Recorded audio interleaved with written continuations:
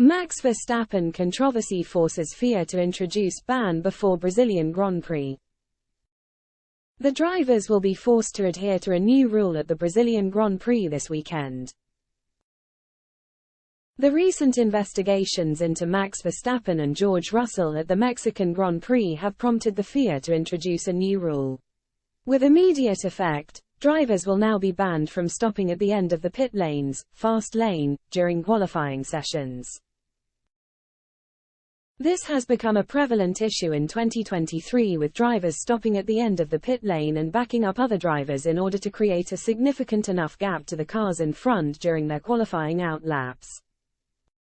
Verstappen and Russell were both guilty of doing this during qualifying for the Mexican GP, attracting criticism from other drivers and team principals after creating traffic jams in the pit lane.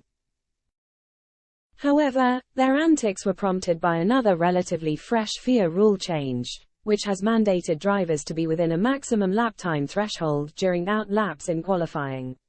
This directive was brought in to combat the qualifying traffic jams that have posed a major safety issue for years in F1.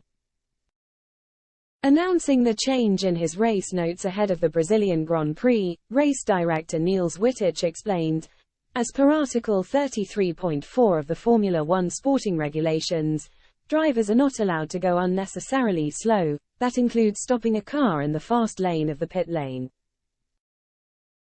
During shootout and qualifying, drivers may create a gap between the pit exit lights and the SC2 line. Any driver who wishes to do so must drive as far to the left as possible to allow other drivers to pass them on the right side of the pit exit road."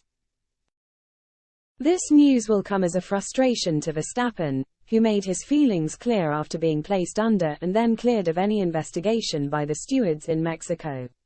The reigning world champion suggested that it was a necessary evil to create a sufficient gap between the cars in front.